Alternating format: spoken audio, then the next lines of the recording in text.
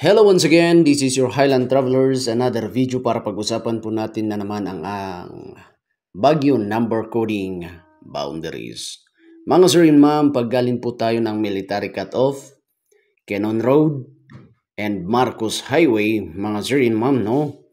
Huwag po ninyong papasukin ang going up UP Drive. May signage po tayo dito. And to include Quezad Road.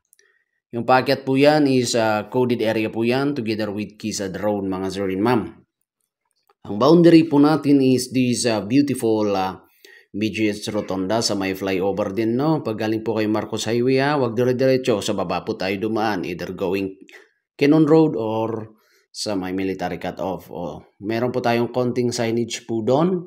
Natakpan lang kasi ongoing yung backhoe nila sa ating kalsada.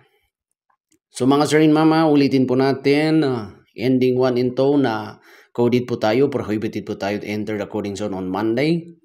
Likewise, ending 3 and 4 on Tuesday, 5 and 6 on Wednesday, 7 and 8 Thursday, and 9 and 0 on Friday. Mga sir and ma'am, sa Baguio po is tamang asal lang po sa kalsada. Once again, this is your Highland Travelers. Maraming salamat sa panonood ng short video natin.